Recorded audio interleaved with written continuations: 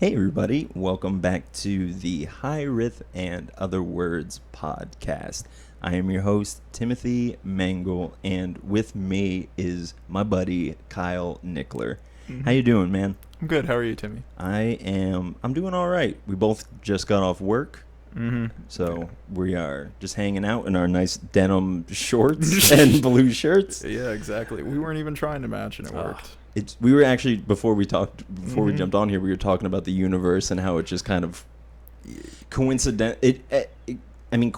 isn't the right word, but how just serendipitous moments or connections they're just everywhere when you know how to look for them. Oh, absolutely. So, two good instances come to mind since I know you were waiting to talk about my travel around the world. So right when I got to Australia, the first town I had stopped in was Brisbane. And I was walking around the botanical gardens, and ultimately my plan was to stay at a Krishna community about a week later from arriving in Australia. And I was walking around the gardens, and as I'm leaving there, I see a monk chanting, and I have this are you serious? I've only ever seen one Krishna devotee before, and that was I was probably 15 at the time. I thought they were a Buddhist. I was so confused up until I would about 3 years ago. Right, yeah, it's hard to tell the difference. Oh yeah. Unless you're trained in it, and that's when people who don't really understand. I don't understand Hinduism at all. Outside of being I can tell the difference between someone who would just kind of I wouldn't know anything outside of Hare Krishna, and I also don't even know the proper name for the devotees of a Hare Krishna. Well, I think just Devotee of Krishna would work. I'm sure there's a Hebrew name that's Amashada Krishna. Oh, yeah. I'm not trying to feel mocking you, but that's not, I'm sorry. There's bound to be one. I mean, people that worship Shiva or Shivites, or people that worship Brahmin or Brahmanas, something like that. Some variation of that. Yeah. But I've only ever heard devotees. That's a great term. Because, I love the idea of devotion, and maybe that's something that we'll get into, but I have no problem with calling myself a devotee of Christ or something like that, because it's just like I said, I love the idea of devotion, of being I'm going to intentionally focus my energies on this thing. And for me, being I was gonna say Krishna, that too, he pops up from time to time, but my main go-to guy is Jesus, yeah. But anyways, before we kind of start going down that route, I want to ask you, because I don't even know if we've ever really had this conversation, but how did you get into spirituality? Is it something that you've always had, or is it what's that look like for you? It's been a meandering path. Okay. So a large part of that was definitely my family, because my mom is a pretty traditional Lutheran. If they're traditional, they're pretty mild. Yeah, I was going to say, as far as Christianity go, it's Catholic, it's diet Catholic. Yeah, exactly. And my dad was Christian. I feel bad talking on his religious beliefs, because it's such a big segment of your personality. Right. And I'm sure he's going to listen. So, hi, Mr. Nickler. Hi, Dad. But he's always had Buddhist sympathies, so there's always been some degree of that influence on me. But then past that, as we've gotten older, I remember sorry, Mom. When I was a teenager and we'd go to church, I had a real fascination in reading the Satanic Bible when we were in the sermon, because I didn't want to listen to what they were saying. Sure. And from there, it kind of turned into this, if I've read one, why not read a couple others? Because I remember in 9th grade, I had this combined history and English class, where instead of just reading books, you talking about writing structure, getting history, it was supposed to be exposure to seeing, hey, this is how they wrote, this is how it evolved. And I remember they had a section where they had talked about Eastern philosophy, and in my mind I went, oh, this is really cool. I remember hearing about this. I should probably keep up with this. Yeah. So it really started from there. But the first time I had met that Krishna devotee, that was definitely a codifying moment, which is part of the respect I have for Krishna, because this is how old am I? So this is 7 or 8 years ago. This was shortly after I had stopped eating meat and I had just become a vegetarian. And I got a the Vegetarians Reincarnate Better sticker from them. And it was...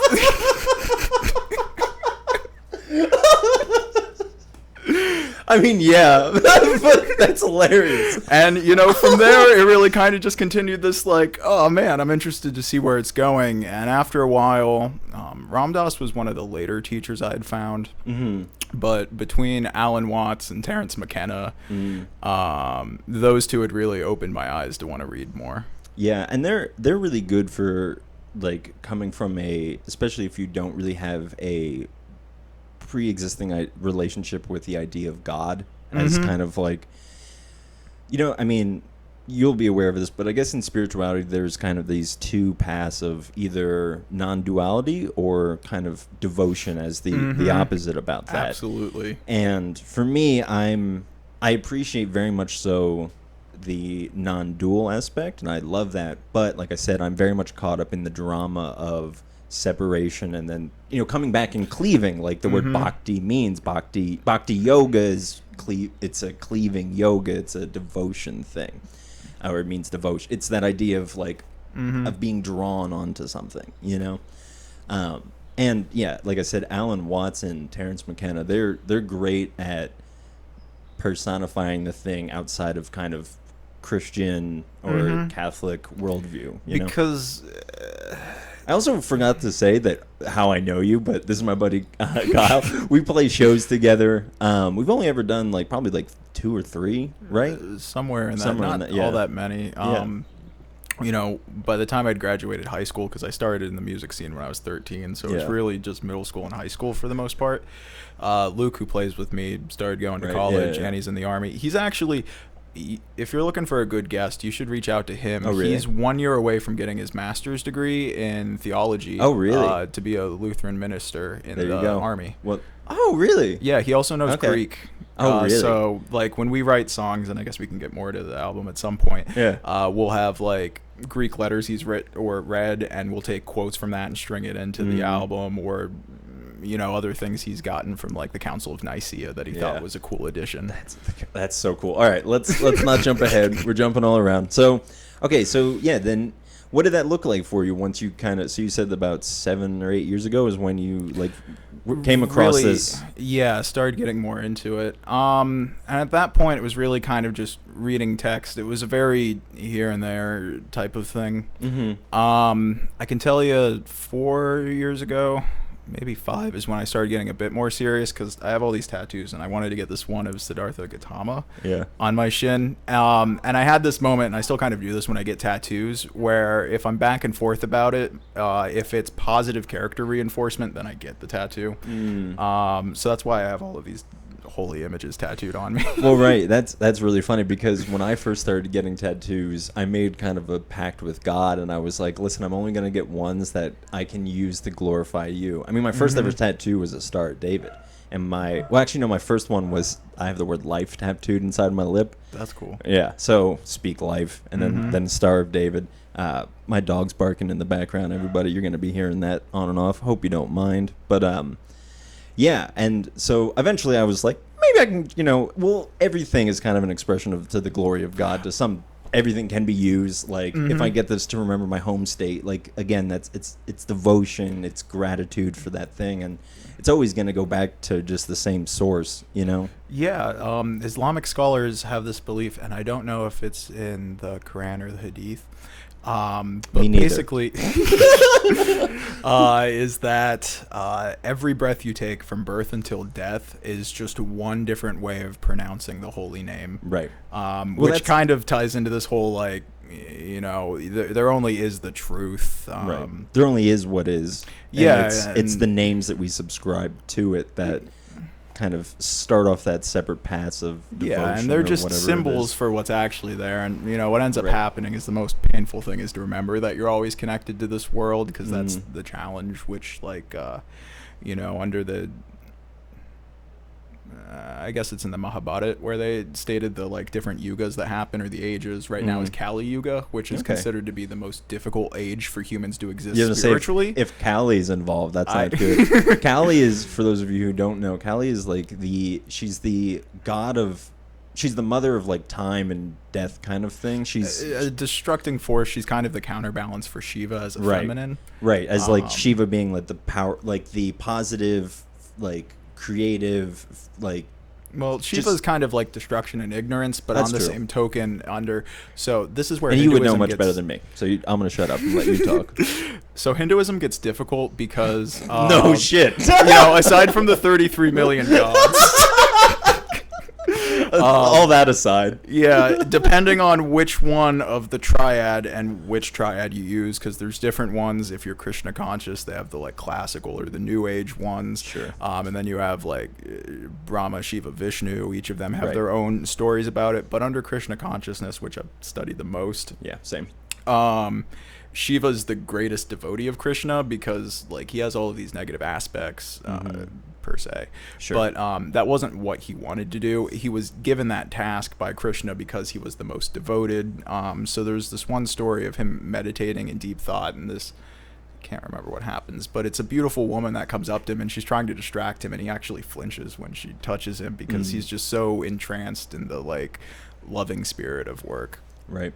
Yeah, and I love those. I mean, I'm a huge fan of any sort of iconography. I mean, my favorite story from Hinduism is of Hanuman, when because he's, again, he represents to some degree, to which I understand, devotion. And Jesus, that would be the closest parallel. Oh yeah, absolutely. Well, because I mean, literally, even part of Hanuman's story is he's sent by is it Krishna or Shiva? It's Ram. Ram is embodied in something, and he's trapped somewhere, and he needs Hanuman to go and retrieve his bride for him, something like that. Yeah, so I don't know the Ramayana all that well, which Sure. When I was in Rishikesh, people actually consistently corrected me when I would ask them questions.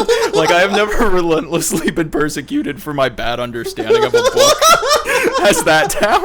Hey, you won't get it here, man. That's good. Yeah, because they have two huge bridges. They have the Ram Jewel and the Ram Jewel.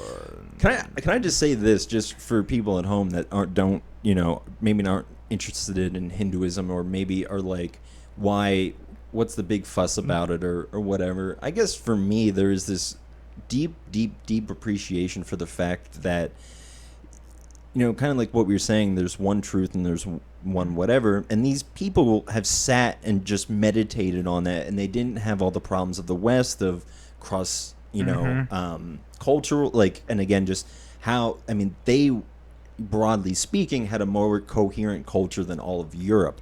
So for their narrative, their spiritual narrative, like, we haven't even gotten that to be a closest. But here, as you're also speaking, I also see the parallels with like modern day Christianity, because it's just, there's so much. So, yeah, the one thing that was very interesting studying the history of Hinduism is with the parallels of Christianity, Hinduism had the caste system created, which codified this division of labor that existed within them, and having the holy men, the Brahmins, be one of the working class, where their job was to sit on the street, have a begging bowl, and people would donate food. Pretty much guaranteed that there would always be people doing this, while and this is summarizing just because Christian history is in so many different places, I can't get all of them effectively in one blanket statement. No. But nations would conquer another one, claim all legal representative right, install their pastors there, create the clergy, use that to then help further their society. So in the West, religion's been more of an instrument for setting up society, where I see in the East the reason Hinduism had such a good job, and in my mind is so open and accepting, because to me, the more I study Hinduism, and that's not even a real word per se, because like it's just this term broad. For beliefs from the Hindus, India. From like, let's just, and that's just India. When we talk about just the beliefs of this one country, and again, because it's so ancient, it's become so broad. You know? Exactly. And I think to some degree that is a little bit of its saving grace, because it gets to a point where it's like, yeah, come on in. Like, we're all a part of this thing that we're trying to understand. And that's the thing I've enjoyed the most is a large part of the like Abrahamic religions, their dogma's pretty, this is it, this is the way, you can't waver from it. And there's a lot of value to doing that because you have to draw a line in the sand with points. But what I think kind of gets failed is when I have discussions with, I've never really talked to a actual guru that I can believe is a genuine guru, because in India every third person's a guru, but and here, yeah, exactly, especially on Instagram. Yeah, man. And I mean, to quote Jesus, you will know a tree by its fruit. So that's where I'm like, hey, you can claim to be whatever you want. I will know a tree by its fruit. If you claim to be enlightened, if you claim to be a guru, I will know a tree by its fruit. Yeah, and but I'm not gonna shit on anybody who's like trying to like be a person that's like putting themselves out there spiritually, because it's the world.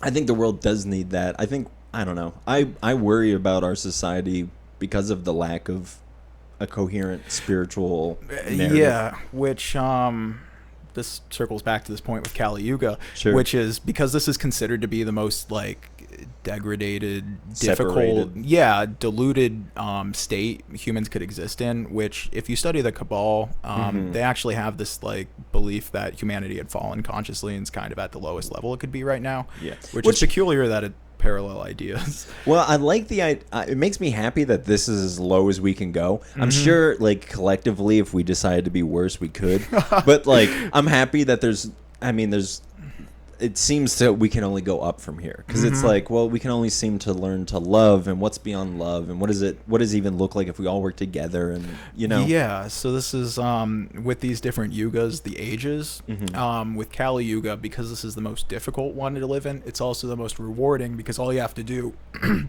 is chant or meditate or just take a moment and think about like the glorious opulence of God or everything or the universe or whatever you want to call it, wherein the more interconnectedness of everything. But in more perfect per se lives, you would have to always be in perfect meditation, because you already have this connection, which means that although we're in the toughest one to kind of get your attachment and happiness, it's also the easiest to do, so that way if you make a mistake, you have the least distance to go back. Yeah, that's true.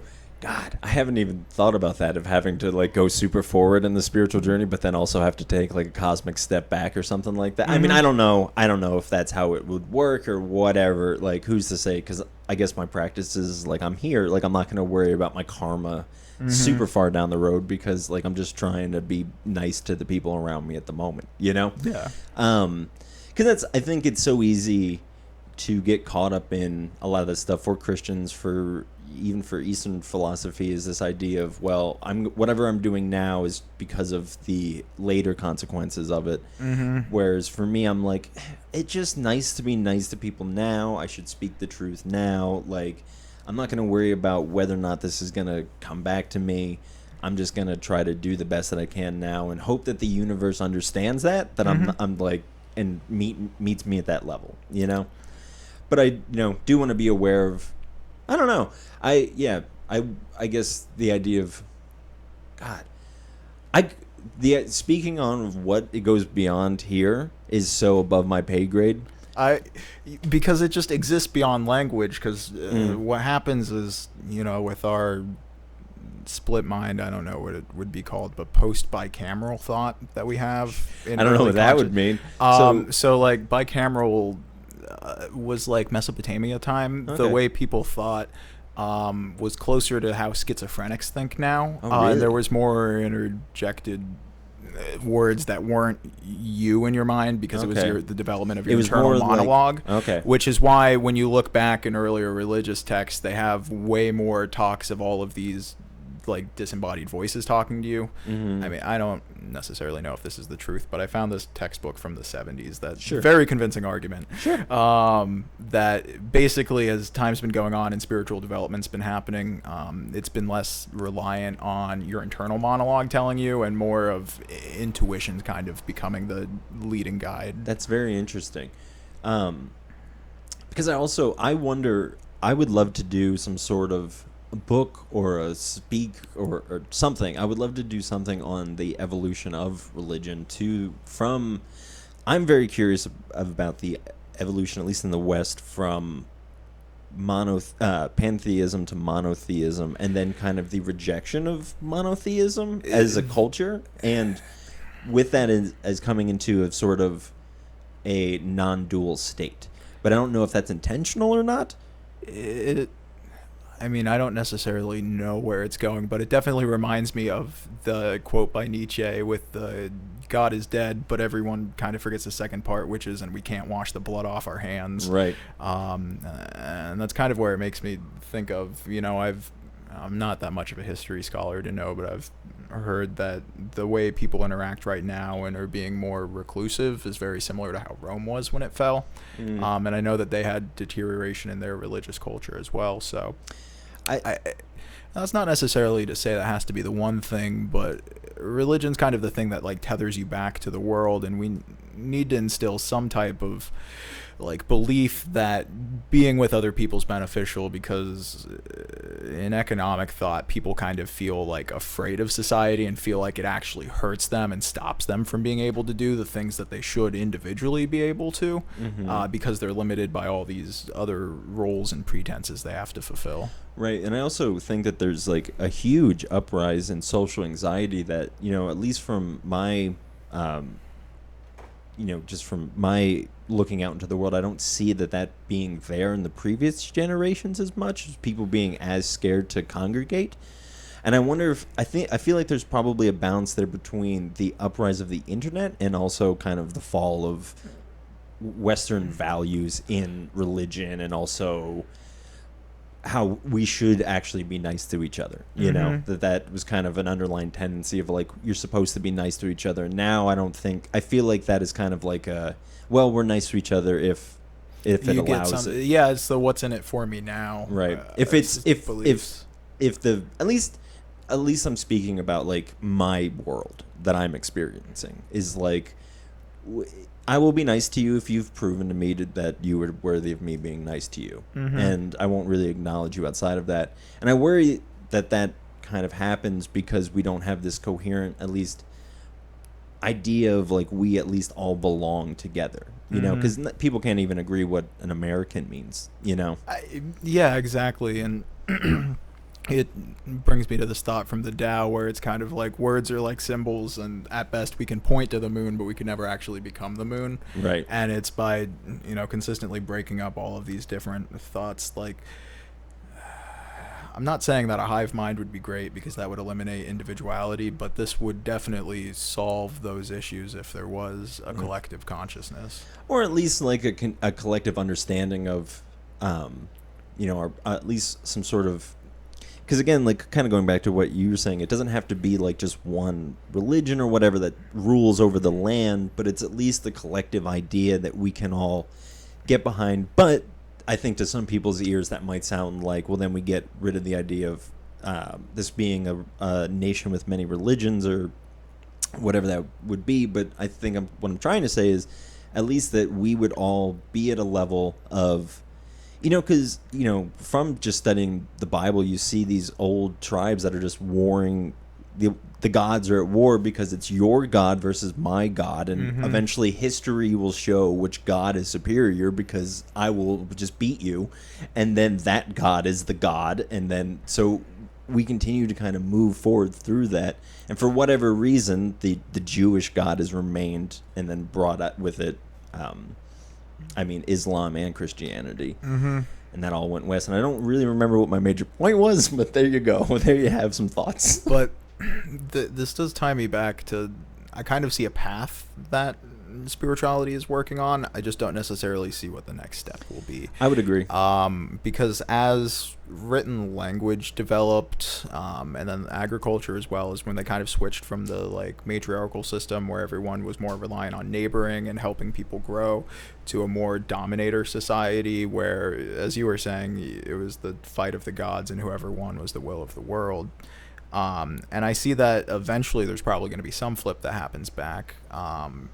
And in my mind, if you track like the number of users on the internet, there's actually slightly more females than males, like by the slightest margin.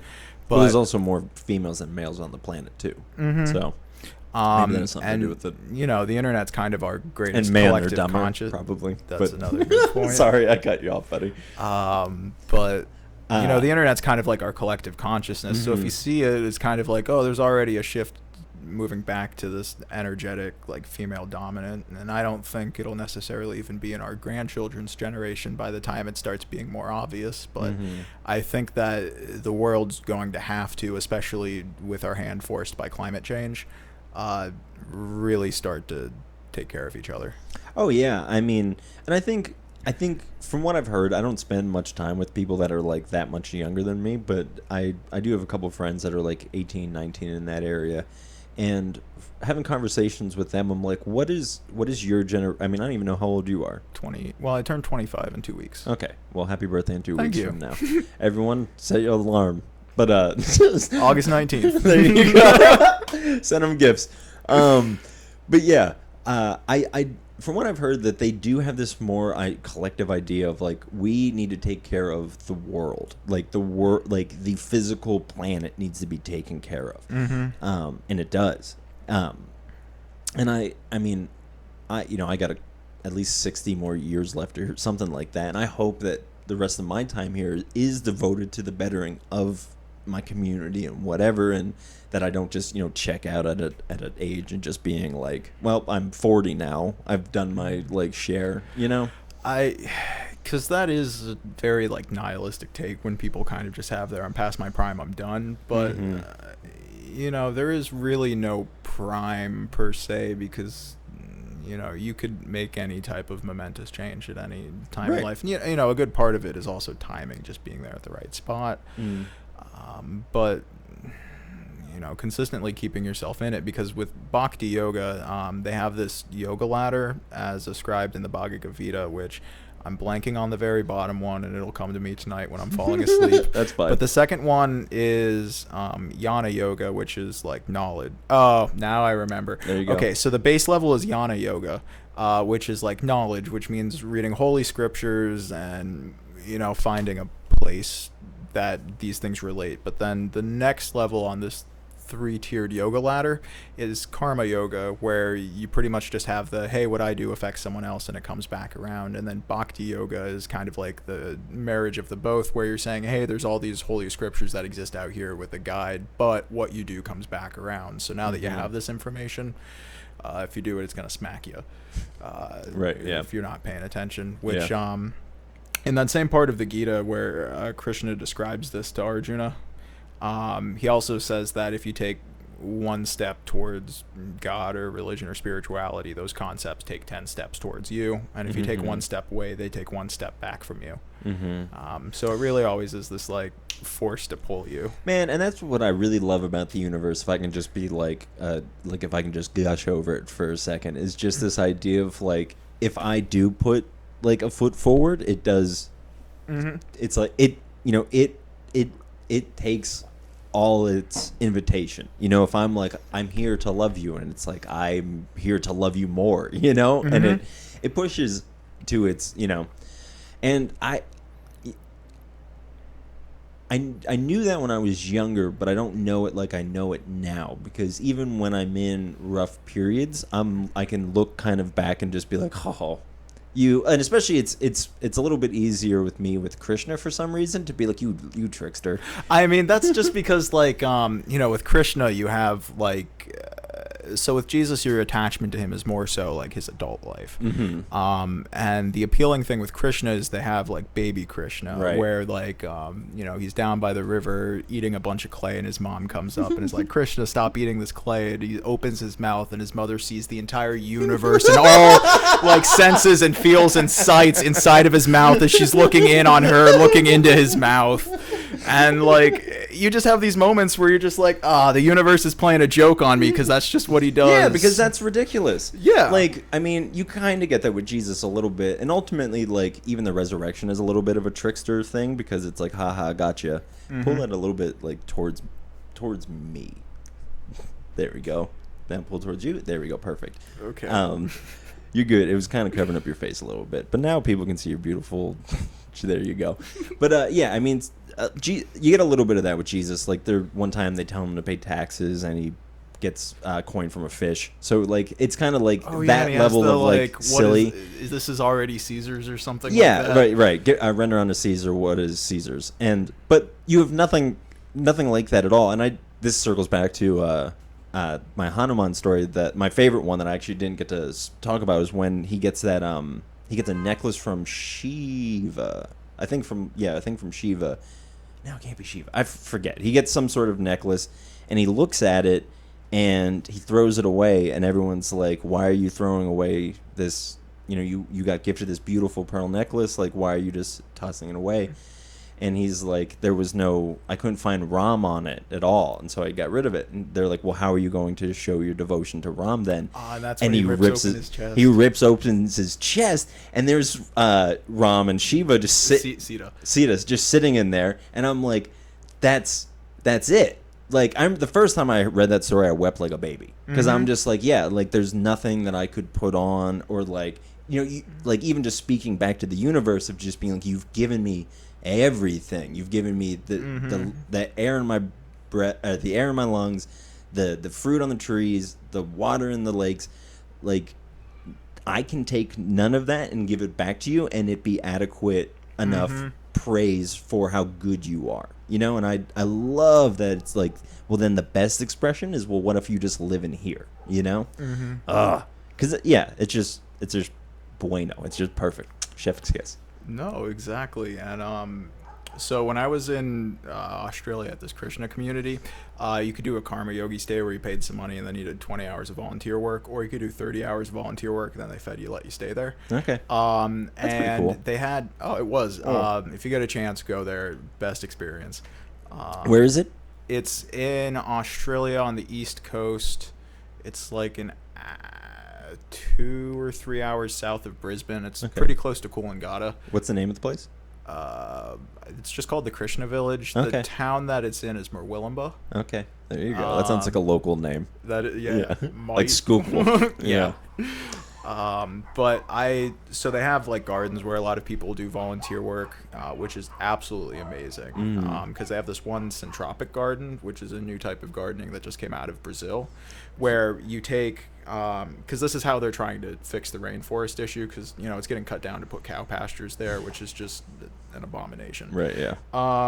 So you take one plant, you let it grow up, and then once it reaches its development or partial maturity, you put smaller plants below it that require less direct sunlight, approximately how much this bigger one covers, and then you just keep moving it and changing it as it happens. And then there's a whole lot of science that goes into this, because as the plants drop minerals and other things into the soil.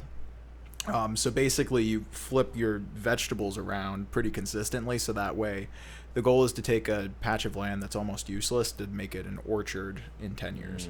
That's great. Yeah, and it's beautiful. I can show you videos later, but Sure. the centropic garden was about 3 or 4 months old, and they have these huge banana trees that have already started going in there, and the permaculture garden's just making tiny heads of lettuce. That's great. Let's talk about India, man, because so you went from Australia then up onto India? Yeah, I mean, I did have a very short layover in China, so when you go there, China's very specific about what you can't have in your backpack. Oh, yeah. So this was hilarious.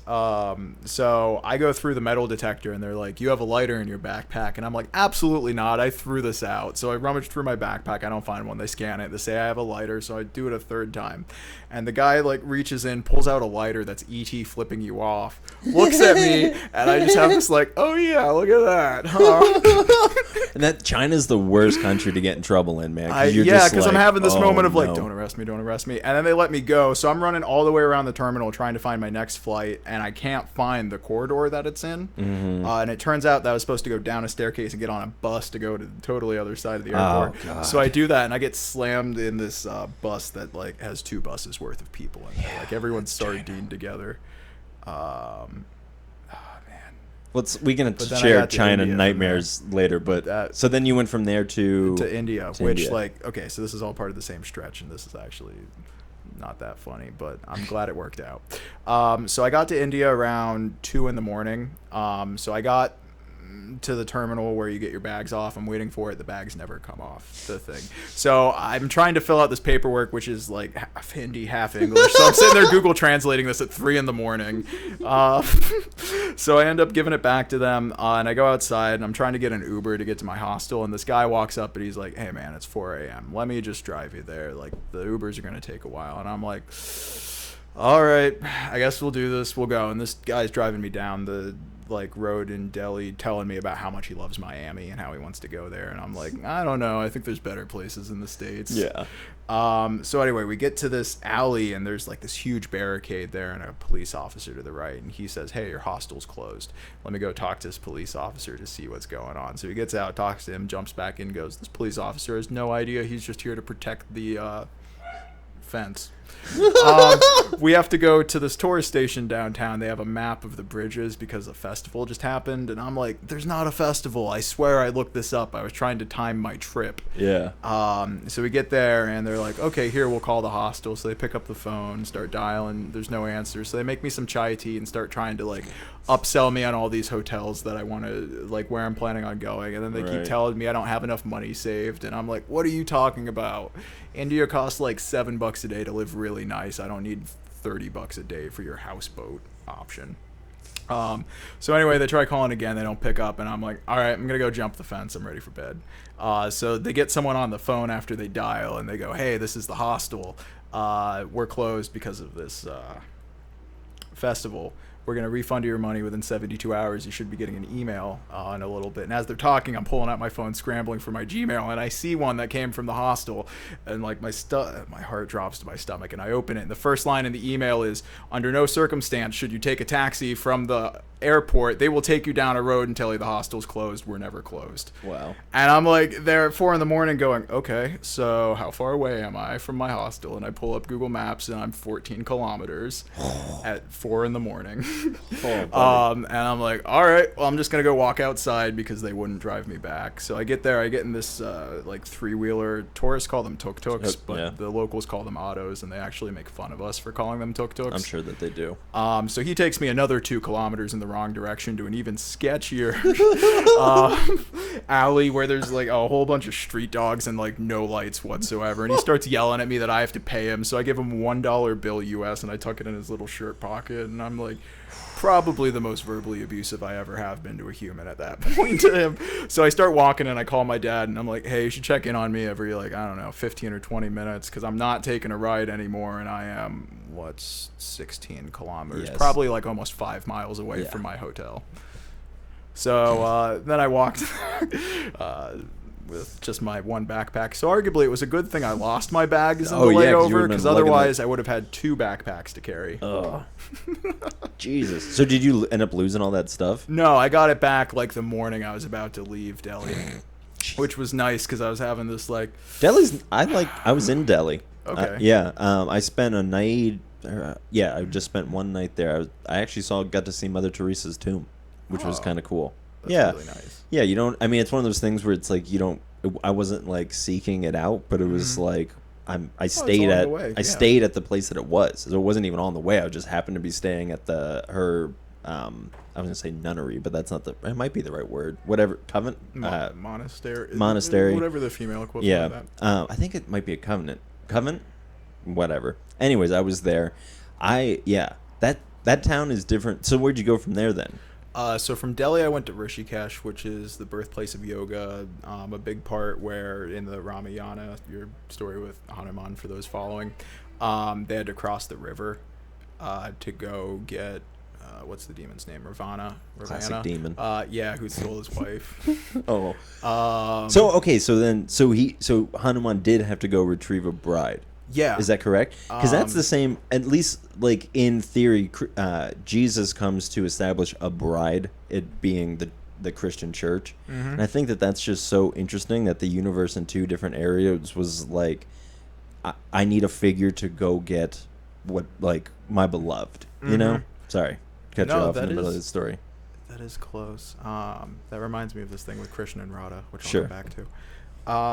So anyway, I was in Rishikesh. From there, I went to Manali, which is a little bit north. It's right by this town called Manala, which is the hash capital of Asia. Oh, really? Very nice town. It's also the honeymoon capital of India. Really? Yeah, they have whitewater rafting. Does hot that have air anything to balloon do with the rides. hash? Probably.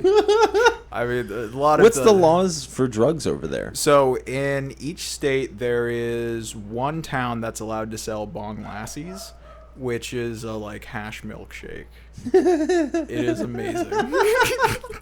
As far as like, so there's kind of this like weird gray area where it's for the Shivites, it's actually a like religious tool for them, because Shiva, you know, when you see him, he's always depicted stoned. And it just grows on the road, so people will smoke it. But I actually watched a Sikh and a like Muslim, I mean not a Muslim, a Hindu, have a little conversation, because the Hindu was smoking it. The Sikh was like, no, you don't smoke it. You rub it on your hands to get the oils in that way. Yeah, because I've seen this with some people that they argue that marijuana should only be consumed orally. I mean, like in a drink mixture, and being the best version of it or whatever. I mean, but yeah, if you're doing that, mix it with milk. Oh, really? I don't know. It has like some potentiation that does it. And it's so just, is that why they did a milkshake? Yeah, I mean, it's not really a milkshake. It's just the closest thing I can compare it to, because it's like milk, sugar, maybe a little bit of flour, and then this like big old ball of hash. That's so funny, because I saw some hash being made at work the other day, and I'm like, that would be cool to like mix into like some ice cream. Yeah, but yeah, India already has that. So the town that I had eventually gone to, Varanasi, the oldest still inhabited city on the planet. Yeah, it's over 6,000 years old, I think. Wow. It's just full of all these meandering like streets that just go random places. It's really cool to see. Wow. But right outside of there is Sarnath, where Siddhartha Gautama gave his first lecture. Okay. And I am totally blanking on the name, but there's also a Jainist holy ground in that city as well. Wow. So, but they sell the bong lassie, and that's a really big popular thing, is for like people to morbid town, but is to like, you know, get stoned on this drink and then go sit and watch the burning ghats. Ghats? Like public cremation. Oh, really? Mm-hmm. What's the thought behind that? Is it just something that they do? So it's next to the Ganges River, which is this like holy incarnate force for them. But the flames that are going on in the burning ghat, I want to say, haven't gone out in 3,000 years. Wow. I might be a little too long with that, but anyway, it's just perpetually the same flame burns every person. And the belief is that if you die in this city, you don't reincarnate again, and you just reach moksha. Wow. So walking around the streets, this town's peculiar because you have your normal India setup, but then you also have ascetics who are in their like final set of life where they've renounced the world, and they're just trying to meditate for the last 10 years of their life. Mm-hmm. And then there's also, these are very hard to like talk to, sure, because they'll scream at you. They're called agoris. Mm-hmm. These are like the most serious like people in the Eastern mindset, and there's only a couple of them that are in Varanasi for the most part. So they cover their body in human ash from the burning ghats, and they meditate on like just the I don't know, impermanence of life. Sure. So instead of having a begging bowl, they actually eat out of a skull, is Wow. what you have to like give your donations to them in. Mm-hmm. And then some of them are known to like dig a hole and sit there for like a week straight and not move at all, regardless of anything. Yeah. So they'll just sit in their own excrement, like meditating on like, I am not the self, I am everything. Right. Man, what a way to go. I mean, not go, like, but like, what a path to be on, you know? Yeah, and I think what's interesting is I remember hearing, I mean, you would know Neem Karoli Baba, right? So I remember hearing somebody talk about how he would make, Indian men do different yoga practices than Western men. And he would say it's because your body is built different. And Carl Jung has a belief that he says he's like, if I don't necessarily agree with him, and even Carl Jung himself pragmatically doesn't agree with himself in this, but it's best to stay within your culture because it's easy for your brain to form pathways onto one coherent narrative, whereas someone like you and I, we're trying to shove every whatever thing in. And we reap the benefit of that because we see it in more places but we don't have at least for me, I'll speak, my my bridge for moving forward is built on a lot of like, well, this is taken from Christianity and this is taken from Buddhism, and it's like it was a lot easier for me before when I was like more of a fundamental Christian and like was overseas doing missionaries work. That time I was like just Bible, like just focus on that and then just whatever. And again, that's kind of why I like the idea of devotion, because you can just like hinder onto one thing. But then I find myself being like, well, I just love the thing, and I want to see it everywhere, you know? Like, what do these people have to say about the thing? Like, you know? And yeah, and that's and sometimes I have moments where I'm kind of just like, how are you not on this wavelength when I get too into that mindset? And Ram Dass has a quote which is, imagine that everyone you're talking to is just God in drag. Right, yeah. So I try to use this as one of my slowdown moments whenever I'm like, what is going on? How are you not getting this? Is like, no, they get it better than me and they are trolling me. Right. Well, that, and it's like, and I guess there's a part of me that's like, do you really even want me to be explaining that? Like, if you want this, you'll ask for it, you know? Like, I see a lot with these holy like teachers, even, that there is a little bit of like going into the square and being like, hear me, but most of the time it's them off doing something, and then people come up and being like, what are you doing? What are you doing? Like, I want, and that's what, you know, Peter says to Jesus when Jesus asks him who he thinks that he is. He says, you're the Christ, you're the one who holds the words of life. And so that's, you see in Peter, he has this thirst where Jesus is just happens to be the thing that he can drink from. Jesus isn't walking around, I guess he is to some degree being like, he literally says like, drink from me, but he's speaking to his devotees. And I don't know, I'd like, I can't even remember why I brought this up, but just, yeah, the idea of the individual being the one that is drawn, you know, instead of this forced, like, no, you have to do these or whatever it is. Yeah, and it comes into this whole like trying to picture the world as the thing that you're like interacting with all the time, and being instead of being like it's something, you know, I'm making love with my partner, to be like, everything I'm doing is making love with the world. So like anytime you're like, oh man, look at this curtain, you're like having this beautiful intimate experience with this curtain, and it is with you, right? And trying to like honor that intimacy of all bodies. But like, you know, at the same token, we're meant to consistently forget, because this is the challenge of the beauty of remembering. Right.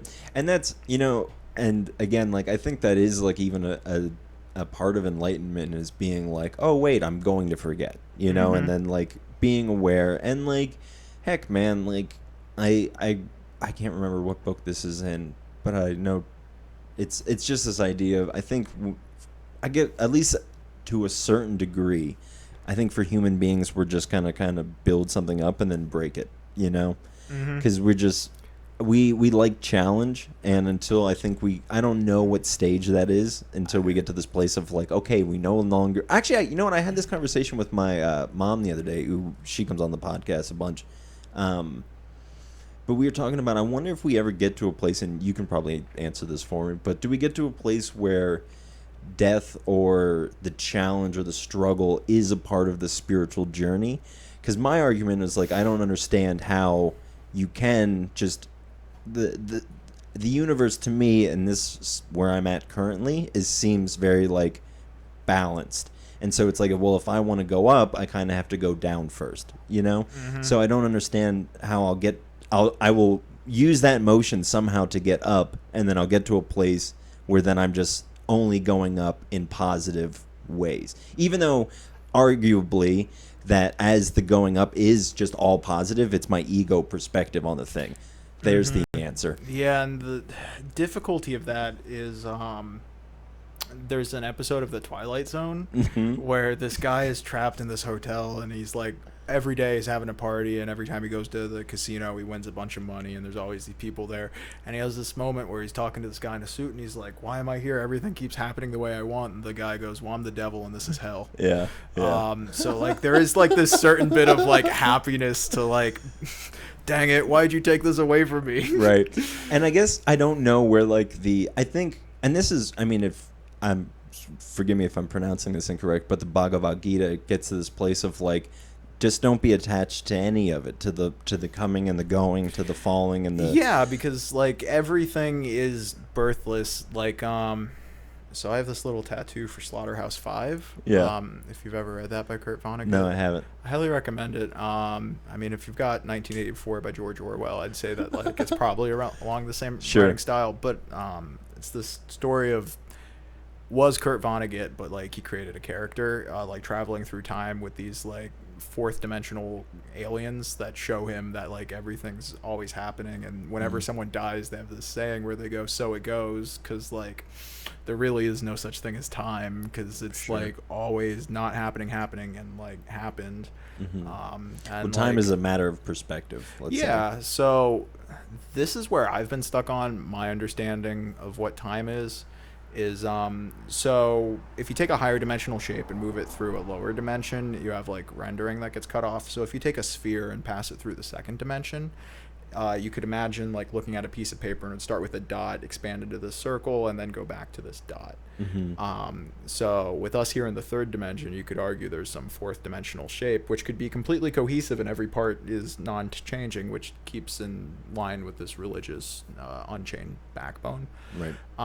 That is just being passed through the third dimension. So you have the Big Bang where everything expands out of like this one singularity, comes to fruition via entropy, and then reverses backwards, and that might be all we have. And time is just the segmentation of like three-dimensional shapes. Well, and also time is, I think, I actually did an episode on this a while back on just kind of a little bit of the nature of time, which, as I say that, I'm like, who the hell am I to speak on the nature of time? You know, like what a fucking bold thing for me to do.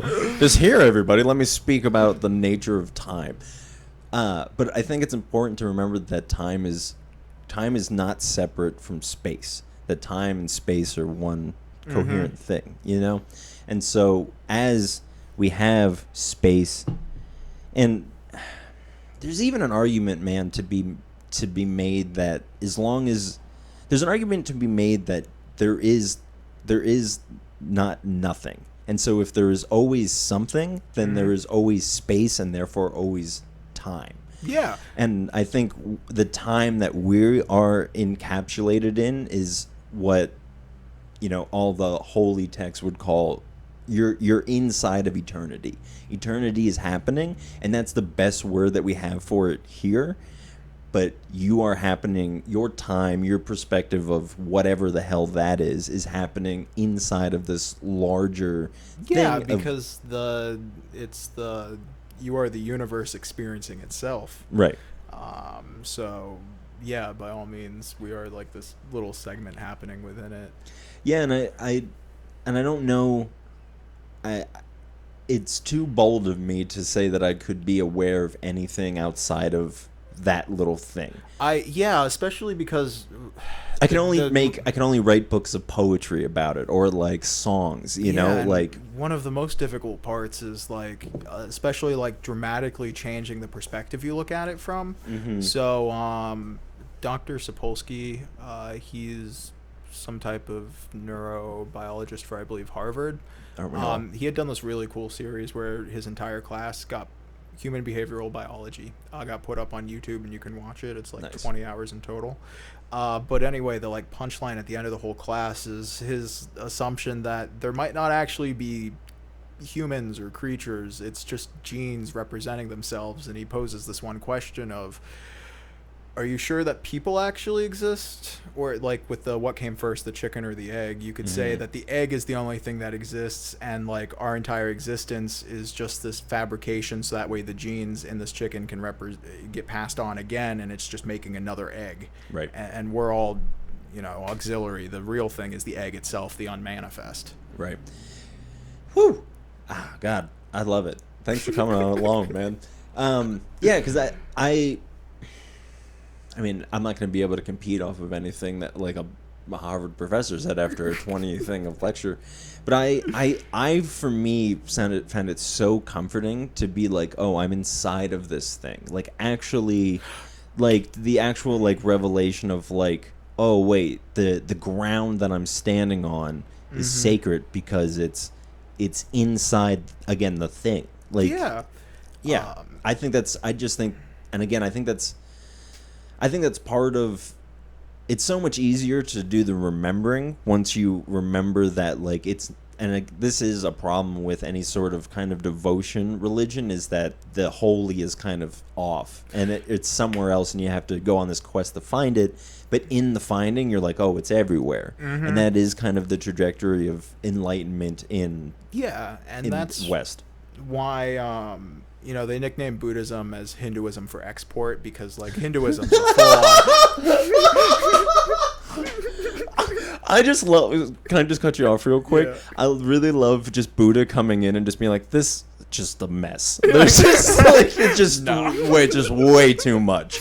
Because I mean, Jesus did. I love talking about this with my girlfriend, and we talk about how Jesus and Buddha, not necessarily around the same time, but close enough, were like coming into their religions and being like, let's clean this up a little bit and make it more user friendly for people like around us, that they don't have to necessarily like do the the Indian thing or the Jewish thing to be in this thing, but there's a mode of being that can be embodied, and let's just focus on that because that's universal.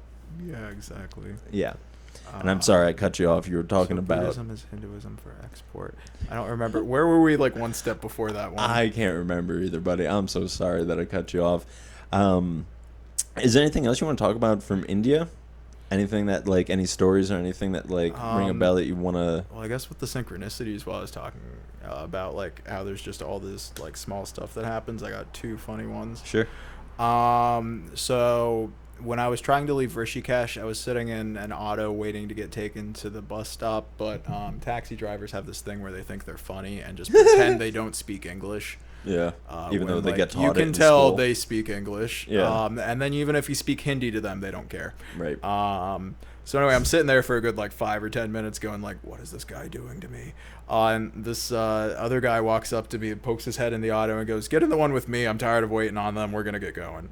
So I sit there, I start talking to him, and it turns out he'd been in India for 10 years. He lived in the same town that I was in Australia. And it was just like, whoa, that was incredible. And then the other moment that was really crazy, when I was in Manali, there was this group of, I think they were from a handful of different countries, but they were all getting their master's degree in Germany at a college together. And they were in India because one of the guys had grown up in India, so he was taking them around different places. We actually went around town looking for charas, or like a bag of like government weed that you can get, which was hilarious. We got recommended to find a guy named Cobra, which like there's a lot of people going by the nickname Cobra. Really? Yeah. That's funny because that's hilarious, man. I don't really want to go down this path, but I'll just say this real quick. In Taiwan, they only have a certain amount of nicknames that they like. Everyone share. Like, I know two small whites. Like Xiao Bai is their name. I know two of them over in Taiwan. Or I know 3 or 2 Xiao Punks. Small fat is what that means. And so yeah, I'm like, I wonder. I don't know that, so I haven't been able to like spend enough time looking back on my own culture to see if we only have like, but maybe if that's. I mean, there is this distribution called Zipf's Law, which pretty much says that if you take a sample of whatever it is, 80% of the time things pop up will be from the top 20% of use cases. So like this pops up in like work. So like since I have a bunch of offices I manage, we have every year this big how do we increase productivity, because it's believed that only 80% of the people that work there actually try, which is ridiculous to me. It's 20%. And 80% of the like payload comes from them. But like this pops up in voting when you check like distributions on that, as well as words used in books that follows the same 80-20 rule, along with like the amount of letters you use when spelling sentences. The vowels ultimately take up 80% of the like characters, but are only like 20% of the letters used. Right. Wow. It's one of those thumbprints of God. How was I trying to tie this in with the 80-20 rule? Man, I don't know. What were we talking about? Non-linear thought. Yeah. Oh man. India. Synchronicities? Oh yeah. So anyway, I don't remember how I got here, but the group of people that were that I was hanging out with, the one guy was actually teaching in Harrisburg the coming month, some class there to bachelor degree students, and he'd never been to the States, and it was just one of those, I meet you here in India, and you're about to live 45 minutes from me. Wow. On the That's other insane. side of this planet. Yeah, dude. Mm-hmm. I love it. I love it so much. Dude, okay, so we're going to take a handbrake turn, but let's talk about your album that's coming out. Okay. So, well, I guess it's not. So, you are in a band called Make Up the Breakdown, or are you Make Up the Breakdown? Or am I saying that wrong? It depends on the song. I go, okay. So what happens is, like, I do the vast majority of the writing. I do all the mixing, mastering, and like album artwork, and whenever we make merch, I'm the one that assembles it. But Sure. I am by far the worst musician out of our collective. I feel that. Which is funny whenever I'm the one that's like, all right, I wrote this song, and everyone's like, hey, that's great, Kyle, you wrote another 4 chord progression. Yeah. We're gonna change this for you. Yeah, that's great. So like Luke typically plays the drums.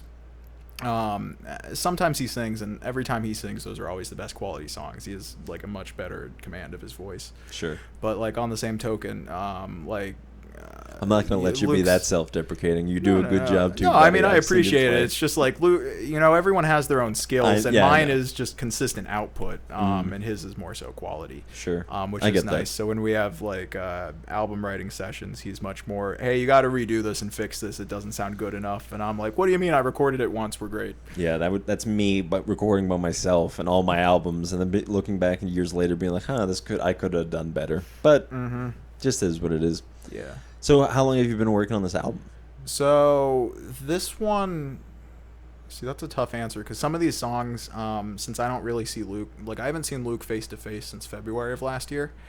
I just have. Are you guys those internet bands that just, put all your practice through the internet? We don't really practice through the internet. So for the Sure. most part, I That's a have bad way like to say it. 25 different like tracks of Luke playing the drums, Mm. and then we'll talk about different stuff that we want to do. But this is also mixed in with him being like, oh man, I'm getting this delicious dinner right now, and they're gonna take half an hour, so I'm just calling you because I'm bored. And then we'll start like talking album stuff, Right. and then like work it in. But normally I'll try to have him gather different quotes that he likes, or I'll put them together.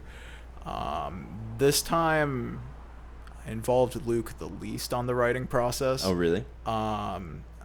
He's been very, very So have you busy. used Luke in the past on your past albums? So yeah, Luke's been since what, 2014. We've Okay. been doing music together. We had a bunch of side projects we did, which are kind of fun because now I'm able to pick back up and being like, oh man, we filled a room with like 30 different microphones, and we each had 2 crystal glasses that we were rubbing to try to get these different effects. Yeah. And then be able to play with that, or use like stuff going backwards. So like one of the songs we wrote on the album self, the title song for that song is the same forwards and backwards. Oh, yeah? So like this is another thing, is we will boldly go places that aren't necessarily for the sake of a great song, but more so for the what is it called, like postmodern art, where it's the story behind how it was created. Right, is sure. The real sells, bitch. Right. But this one we wrote the first 10 songs. It accompanies the first 10 cards of the tarot deck, which I couldn't recite all of them in order if I had to. Sure. But so basically, as we're writing this, we take like each card, and then there's this one book called 78 Degrees of Freedom, which basically tells each card what it means, the like imagery on it, how it has its esoteric meaning or some type of applicable thing. And then we have like imagery that we etch into it. So it's not necessarily the most obvious, but as you listen to this album, it starts off with the person standing on a beach line.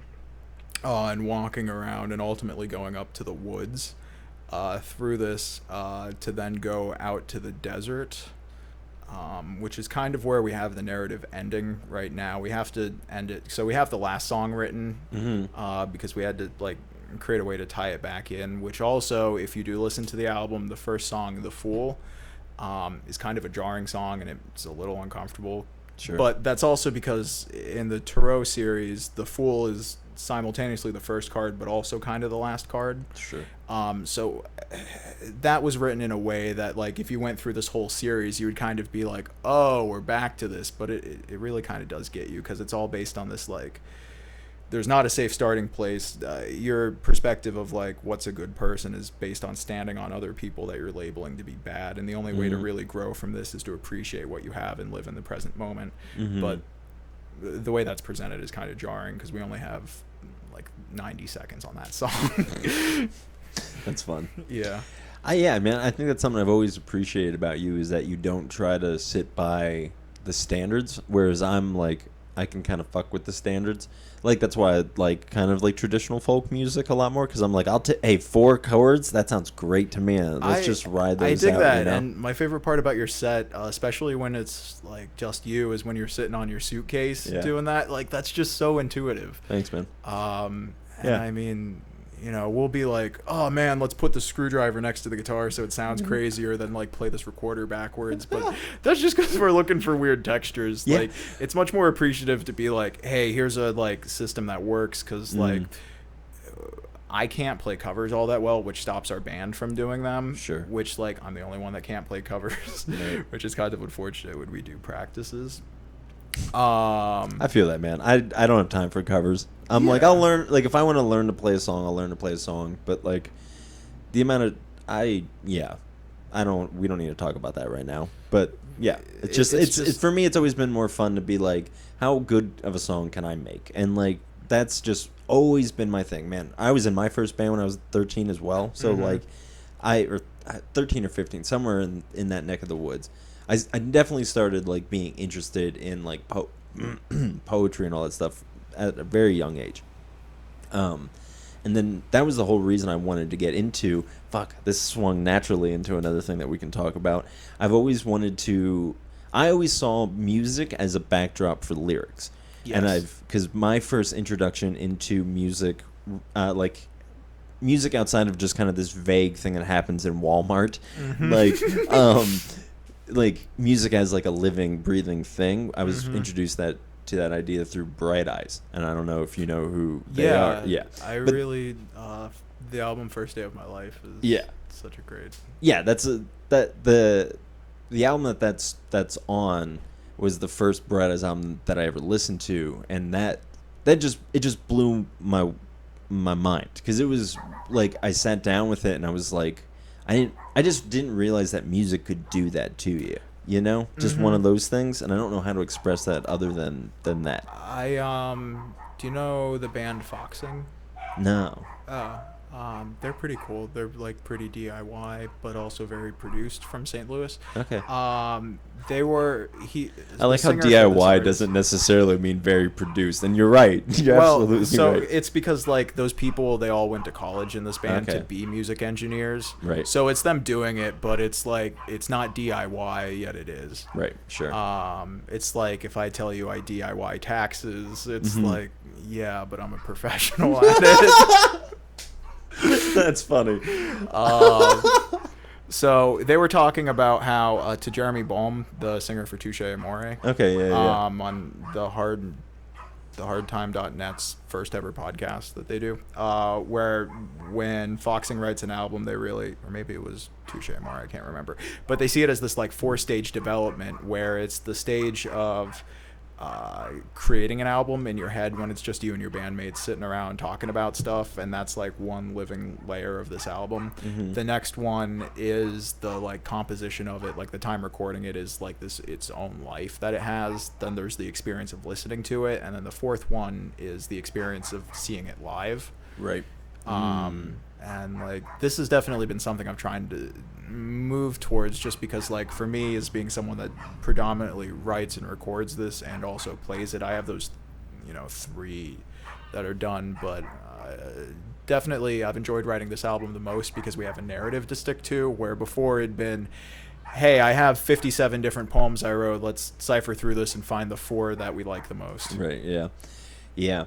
So okay, just a little peek behind the curtain. You and I have a I would say, a deep appreciation for Aaron Weiss. Oh my gosh, yes. Who is the front man for the band Me Without You.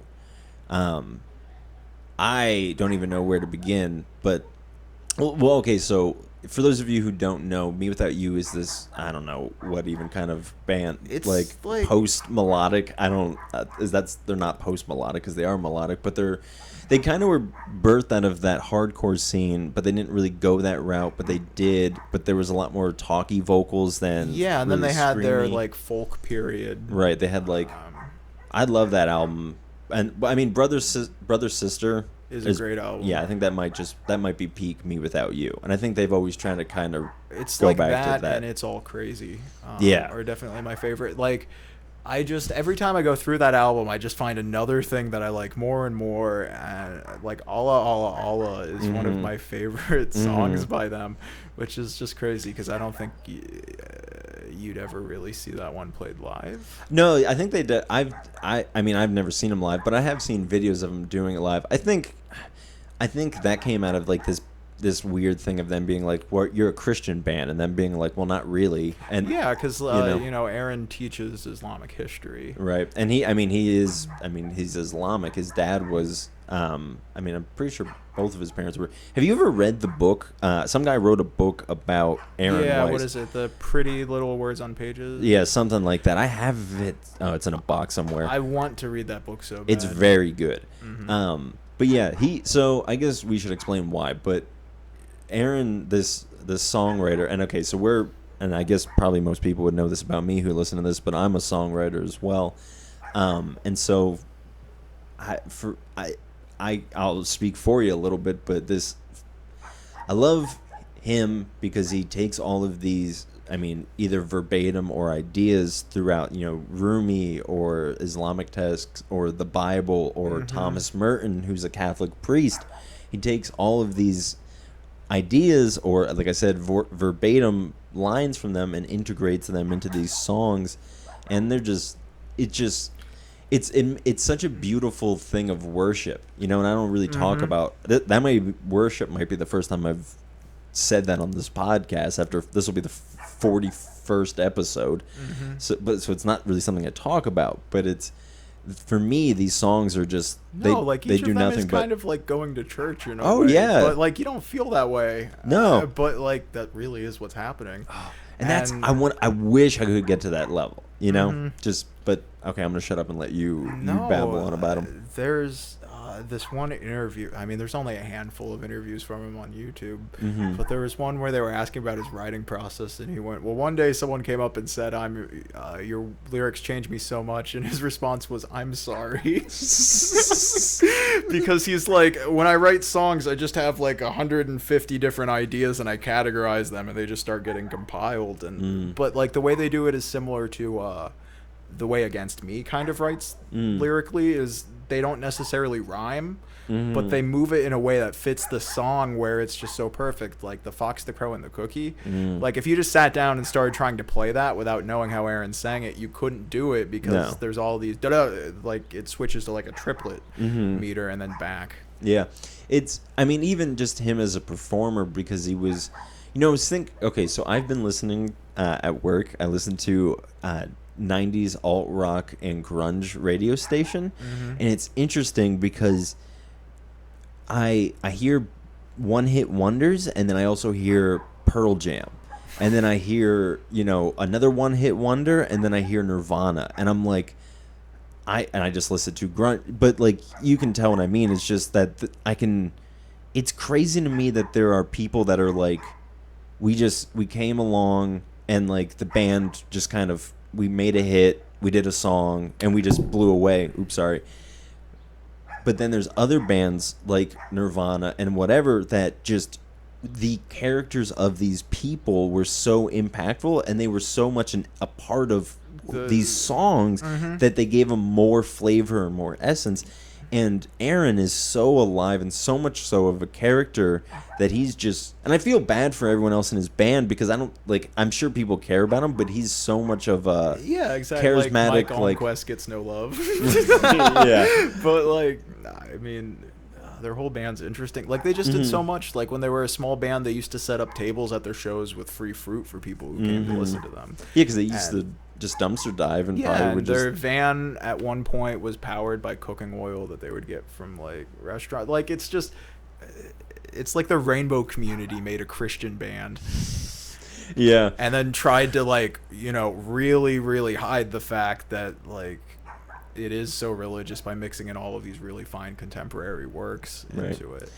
Yeah, and I for me, I've always wished I had this balance of, like, I hope I'm at an early stage of something cool happening to me in my writing process, because I'm at a strong plateau, and I'm like, now if you're gonna get better, now is the time to get better, you know? Mm-hmm. And so I'm trying to figure out, well, how do I do that? And like I really appreciate people using things that exist in the general zeitgeist and punching them up a little bit. Right. And like I said, he just did such a good job with just tapping into, I don't know, just all of this rich spiritual history. But then again, you listen to it and you can just sing along and you don't realize you're singing some incredibly profound truths, you know? Yeah, exactly. And they do it effortlessly.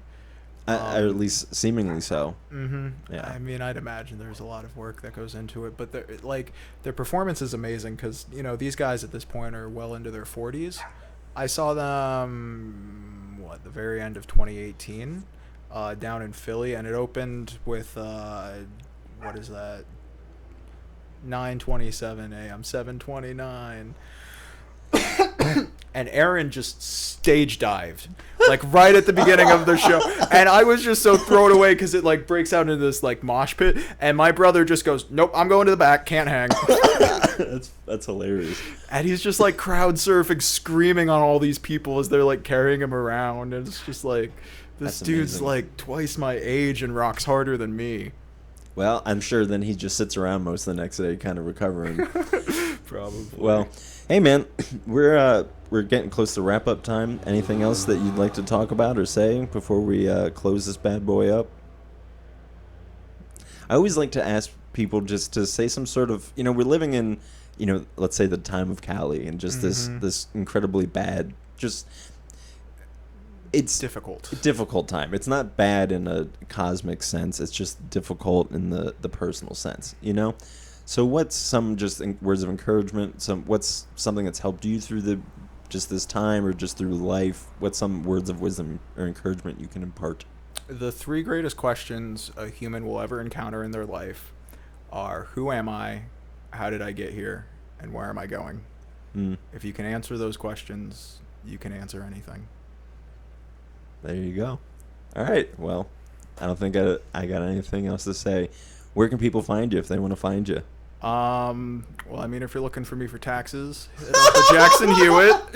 One more time. I won't laugh. Say it again. Or you can say it as a joke. It's fine. That's good. If you're looking for the music, if you wait till August 9th, if you check out Spotify, iTunes, YouTube Music, Pandora, etc., you can find Make Up the Breakdown's new album, Path of the Fool, up there. We've got, 4 or 5 other albums up on those streaming services. The important thing to remember is we're not the album by Hot Hot Heat. We're the band. We're just named after that album. Fantastic. All right, buddy. Yeah, I thank you so much for doing this. I feel like, if you don't mind, I would love to have you back on sometime. Absolutely. This was a lot of fun. I feel I really like having conversations like this, because then it's like a good groundwork, and we've already began to build those neural pathways and just understand each other, and next conversation will just be more insightful and be able to, build on. So I'm excited for that, man. Have to direct it to something interesting. If you're looking for a weird conversation next time, I've been reading this book called The Psychedelic Gospel. Okay. Which, did you read the Da Vinci Code? No. Oh, man. Have you read Sacred Mushroom and the Cross? I haven't. Okay. But this is the same idea. Yeah, I was going to say, it has to be up that idea. Whatever church it is that's mentioned in the Da Vinci Code, they talk about there being some, like, treasure in there. Mm-hmm. But this, coincidentally, is the same place they have these, like, statues of these spiritual beings, and they have mushrooms on their head. I'm still at the beginning of this book, but anyway, I think it'd be interesting to have an interesting talk about like shamanism's applicability through them, because I do have some very interesting ayahuasca stories I'm happy to share. Yeah, I would love. I've only ever done marijuana, so I don't really have any other stories to share with that, but I'm so super curious about it. Oh yeah, we can do an entheogen week. Yeah, it's good. All right, buddy. Well, yeah, and I have a whole, like, I am not against those things at all, and I want to try them. It's more of I am super, they're super potent for me. Oh, absolutely. So, like I react, I have had 2 times where on edibles, I've had, like, visions and, like, psychedelic visions, and so I'm like, well, if this happens on just marijuana, I want to be able to go into these things, like, with the best head state that I can be, like, you know, it's kind of like walk up the mountain, then take the thing. You know? They're definitely tools, and I see them as like using an elevator instead of taking the road. But the matter of fact is, if you take the elevator up, you got to walk the path back down, and it's way easier to walk the path down if you walked it up. Right. So like, I see them as a quick way to get the spiritual guidance, but unless you're willing to do the like counter work, I don't recommend it being your like, well, this is how I find God. That should probably be through like meditation and or devotion. mantra or devotional, and like loving your neighbor, like, and like actually loving your neighbor the same way that you would love anyone else, because like you know, love in the West is very tied to this idea of controlling other people, the same way people have these anal retentive, like, I need everything right, which goes to your everything seems more anxious now point from earlier. Right. All right, well, point being, you can come back at some time. Thanks, I'm super happy that I have people like you in my life to have on this podcast, and that people like you exist, because I know, according to the Kabbalahs, the physical universe is held together by righteousness, and you going out and seeking yourself and trying to do all these great things in India and here, you're holding together the universe. So I appreciate you doing that, because I live here and don't need it collapsing. Thanks, Timmy. As Ramdas says, we're all just walking each other home. Amen. Fuck yeah, buddy. I love it so much. See you, every man.